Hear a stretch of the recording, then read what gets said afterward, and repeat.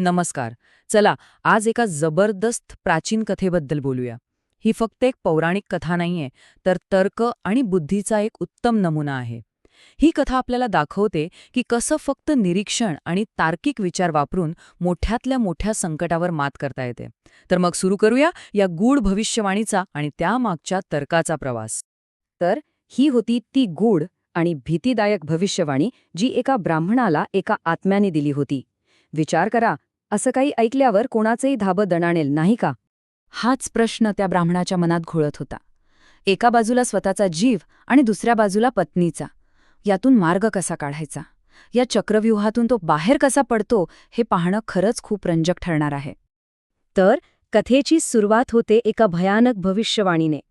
एक वृद्ध ब्राह्मण अशा परिस्थितीत अडकला आहे जिथे दोन्ही रस्त्यांवर मृत्यू त्याची वाट पाहतोय. म्हणजे बघा, परिस्थिती किती बिकट होती. तो थांबला तर स्वतः मरणार आणि घरी गेला तर पत्नीचा मृत्यू अटळ. दोन्ही बाजूनी विनाशच होता. अशा परिस्थितीत कोणताही सामान्य माणूस अक्षरशः हतबल झाला असता. साहजिकच तो बिचारा ब्राह्मण पार घाबरून गेला होता, रडत होता. काय करावं हेच सुचत नव्हतं.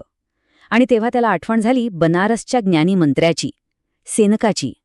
मग काय, एक शेवटची आशा म्हणून तो धाव घेत गर्दीत सामील झाला. आणि कमाल म्हणजे एवढ्या मोठ्या गर्दीतही सेनायकाची तीक्ष्ण नजर त्या ब्राह्मणावर पडली. त्याची निरीक्षण शक्ती बघा. त्याने त्या ब्राह्मणाला ओळखलं आणि थेट आपल्याजवळ बोलावून त्याच्या दुःखाचं कारण विचारलं. आणि इथूनच सेनेच्या बुद्धीची खरी कमाल सुरू होते. त्याने या समस्येकडे कुठल्याही अंधश्रद्धेतून नाही पाहिलं, तर शुद्ध तर्काच्या नजरेतून पाहिलं. तर सेनकने केलं काय? त्याची पद्धत अगदी साधी सोपी पण प्रभावी होती. सगळ्यात आधी त्याने त्या ब्राह्मणाचं निरीक्षण केलं, त्याची भीती, त्याचे अश्रू. मग त्याने योग्य प्रश्न विचारले. त्यानंतर त्याने मृत्यूची जी काही सामान्य कारणं असू शकतात ती सगळी बाजूला सारली. आणि मग त्याचं लक्ष गेलं त्या ब्राह्मणाच्या जेवणाच्या पिशवीकडे. तिथंच काहीतरी गडबड आहे हे त्याने ओळखलं आणि निष्कर्ष काढला की धोका पिशवीच्या आतच लपलेला आहे.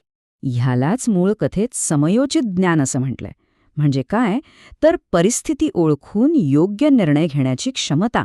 ही काही जादू नव्हती, तर प्रॅक्टिकल शहाणपण होतं, ज्यामुळे त्याला उत्तर जणू काही डोळ्यासमोर दिसायचं. आता वेळ आली होती त्या खऱ्या खुलाशाची, जो सेनेकाने फक्त आपल्या तर्काच्या जोरावर शोधून काढला होता. पिशवीतला साप. सेनेकाने एकदम आत्मविश्वासाने हा धक्कादायक खुलासा केला. त्याने तर्क लावला की जेव्हा तो ब्राह्मण पाणी प्यायला थांबला असेल तेव्हा जेवणाच्या वासाने तो साप त्या उघड्या पिशवीत शिरला असणार. आणि याहूनही मोठी गोष्ट म्हणजे सेनकाने फक्त साप आहे हेच नाही, तर तो कुठला साप आहे हेही ओळखलं होतं. एक काळा नाग. त्याचा तर्क काय होता की पिशवीला एवढे धक्के लागूनही तो साप शांत आहे, म्हणजे तो नक्कीच एक खतरनाक, निर्भय काळा नाग असला पाहिजे. मग काय, सेनकाने सांगितल्याप्रमाणे ब्राह्मणाने लांबून ती पिशवी उघडली. काठीने मारताच आतून एक फणा काढलेला नाग संतापाने बाहेर आला. हे बघताच सगळ्या गर्दीला भविष्यवाणीचा खरा अर्थ कळला. जर ब्राह्मण जेवायला थांबला असता तर तो नाग त्याला चावला असता आणि घरी जाऊन त्याच्या पत्नीने ती पिशवी उघडली असती तर तिचा मृत्यू निश्चित होता. सेनकाची बुद्धी सगळ्यांसमोर सिद्ध झाली होती. पण थांबा, गोष्ट इथे संपत नाही. हे तर फक्त पहिलं रहस्य होतं. ह्या एका समस्येच्या निराकरणामुळे एक दुसरंच, त्याहून मोठं कारस्थान समोर येणार होतं. सेनाकाच्या डोक्यात आता एक नवीनच प्रश्न आला होता. मुळात या ब्राह्मणाला पैसे मागायला एवढ्या लांबच्या प्रवासाला पाठवलंच का होतं? आणि इथे सेनकाचा तर्क पुन्हा एकदा कामाला आला. त्याला संशय आला की यामागे त्या ब्राह्मणाच्या पत्नीचाच हात आहे. तिने मुद्दाम पतीला घराबाहेर काढलंय, जेणेकरून ती आपल्या प्रियकरासोबत राहू शकेल आणि त्याने कमवलेले पैसेही हडप करू शकेल. आता हा चोर पकडायचा कसा? सेनकाने थेट आरोप नाही केले. त्याने एक जबरदस्त सापळा रचला. बघा, प्लॅन काय होता? 7 दिवसांची जेवणावळ. पहिल्या दिवशी पती आणि पत्नी दोघांच्या बाजूने 7-7 पाहुणे बोलवायचे. मग रोज एक पाहुणा कमी करायचा. असं करत करत 7व्या दिवशी दोघांचा फक्त एक पाहुणा उरेल. आणि जो पाहुणा पत्नीच्या बाजूने रोजच्या रोज हजर राहील. आणि व्हायचे तेच झालं. सेनिकाचा प्लॅन अगदी यशस्वी ठरला. जो माणूस 7ही दिवस जेवायला आला तोच तिचा प्रियकर निघाला. त्याने आपला गुन्हा कबूल केला आणि चोरलेली 1000 नाणी परत मिळाली.